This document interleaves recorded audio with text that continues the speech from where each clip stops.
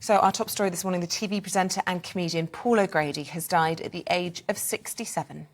In a statement, his partner, Andre Portasio, said, "It is with great sadness that I have to inform you that Paul has passed away unexpectedly, but peacefully."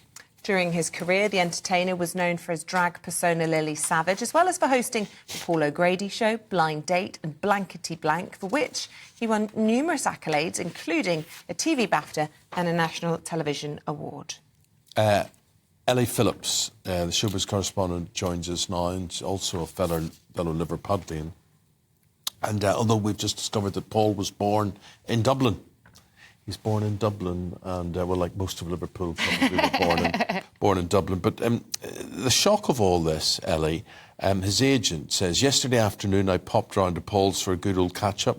He was surrounded by his dogs, he was laughing, he was smiling, he was full of life." And he was talking about this touring production of Annie, the musical, as well.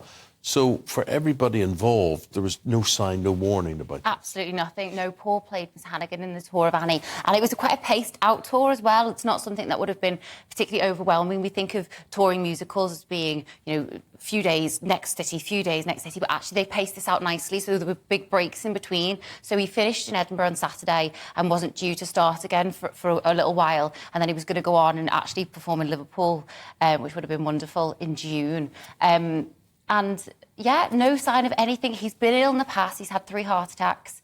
He's had liver problems. And he did smoke like a chimney. But he was active, he was happy, he was laughing, he was life and soul still, and he was working and looking forward to carrying on working. So, yeah, a real shock to everyone, completely unexpected. And look, nobody like him. This is somebody who broke down barriers as a drag queen before anybody else was doing it, loved by the LGBT community, loved by animal lovers, loved by everybody, right up to royalty. And you don't get called a national treasure in this country easily. No, he did so much, and you touched on the LGBTQ stuff there. I remember there's a story that when he was performing at the Vauxhall Tavern, the police raided it, and they were all wearing gloves at the time, plastic gloves, because it was the height of the AIDS crisis. And he joked on stage and said, "Oh, looks like we've got some help with the washing up." And so he spoke openly about LGBTQ plus issues. He, you know, became a figure and a figurehead that people could look to and put it, you know, in the limelight. You know, it was this hugely successful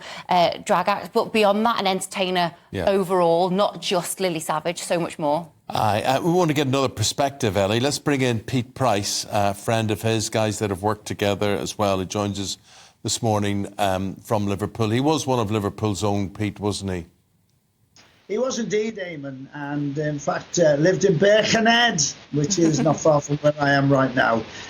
He was one of life's characters. And what I loved about him was was very shrewd.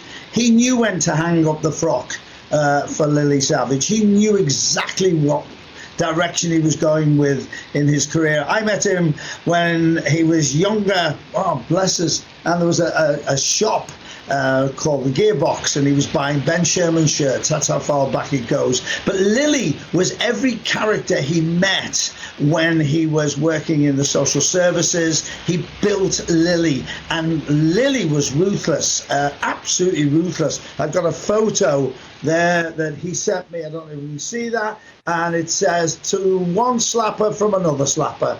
I loved him so much. He was ruthless when he was on stage, when he came to Liverpool. He did my radio show regularly, and when he was on stage, he actually had a terrible go at me from the stage when I was sitting in the audience. Last time I spoke to him on radio, I was talking to him. I said, "How are you?" And he went, "I'm all right, meh." I went, "Pardon?" He went, "I'm fine, that meh." I went, "Whoa, what are you doing?" He said, "I've got a baby sheep in bed with me. It's not very well, so I'm looking after it." So he's there talking to me with a baby sheep. And that was the nature. But we must never forget also, he totally changed tea time television. He was getting 4 or 5 million people watching his chat show. Nobody'd ever done that. He brought out amazing new audiences to television.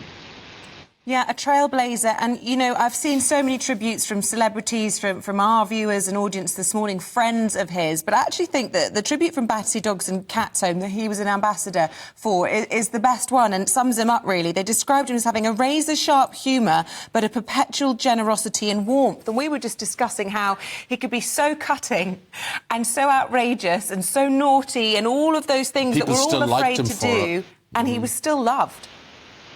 Well, the stories, the naughty stories, I can't tell you. The only one I can tell you was when he was doing one tour, he had Sonia playing his daughter. It was a TV show and it went onto the stage. And Sonia and Murphy, his first partner that he was with for many years, who sadly died, Murphy and I planned to go on stage, and Paul did not like surprises in any shape or form. But Sonia went, "I've met my dad." And he went, "What do you mean you met your dad? What do you mean you met..." "I've met my dad. He's here." Well, when he saw me, he picked me up and physically threw me off the stage and said, "You think I'd sleep with him? You think I'd sleep with him?" And he was just unbelievable. But a lovely, kind man, and was never away from the area. Came up here, his grandchildren and his daughter. There's so many people going to miss him. And our Sheila, his sister. There's so many. And of course, Eamon, you and I worked together. When Scylla died, I was the anchor man in Liverpool, and now he will be with Scylla and Barbara Windsor. And they were great mates. They were great mates. And we've got Barbara Windsor's husband on at the after 9 o'clock this morning, Scott. Yeah, so we're going to be doing that. But also, Pete, I want to talk to Ellie about this. He wasn't afraid of, I think Pete said, of throwing away the frock or whatever, reinventing himself in different guises. And animals in particular, Pete was talking about the lamb in bed with him there. But this whole for the love of dogs business, this really did re-identify him, didn't it? I think so, yeah, absolutely. He was obviously always known for his love of animals, but dogs in particular. And as Pete said there, Buster, who is probably Paul's most famous dog, yes, who appeared regularly on TV with him, would sit on the end of the TV and everyone loved him. And when Buster died, when Paul had Buster put down, it was a really sad time, and I think people...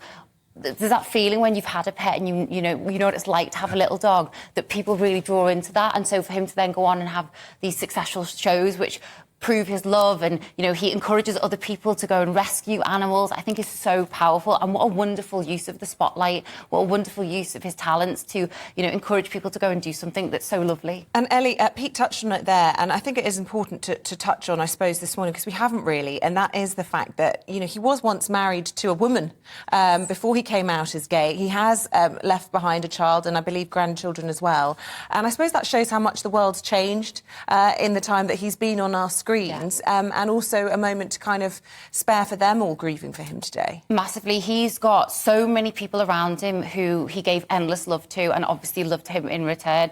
And it was funny because I interviewed him a few years ago, and I said to him, about labels. I was saying, do you like to be called this or that, or what do you think? And he said, "I don't like labels." And I've got a quote he said to me, he said, "They could never label me because I've got a daughter, I've got 2 grandchildren, I was married to a Portuguese lesbian, and I'm married to a fella now, so fit that one in your pigeonholes." Yeah, indeed. He loved being unique, and we loved him for it. Pete, we're passing, we're talking about the passing of a national icon. Oh, look, that's a Buster. That is a Buster, isn't it? That is a Buster. Gosh. Yeah, but Pete, you're also talking about losing a friend, a mate. How much will you miss him? I'm sorry. I don't know what to say about that. He was one of the gang. He was just... Every time you see him, I was actually going to stay with him once a few years ago, and I bumped into a friend of mine in Harrods. I was getting him a present. I bumped into him, and he went, "Did you know that Paul O'Grady's been rushed to hospital with a heart attack?" I went, "You're messing." And I had no idea, and I was just going to get him a present to stay with him, and I went, "Do you know what? He was determined me not to stay, and he goes and has a heart attack just to keep me out the house." That was it. Well, You make me cry, Pete. It's sad, and I think we're gonna hear so many wonderful stories. Oh, bless you. It is. It's one of those things where everybody's shocked and sad, and in amongst the horror, the sadness of losing him is all these wonderful stories, amazing memories, and I've only met him a couple of times, but you have so many anecdotes, don't you, Eamon, of having spent time and worked with him over the years? Well, he was a star. He was a star. He was TV don't make them like that anymore, and maybe can't handle them like that anymore.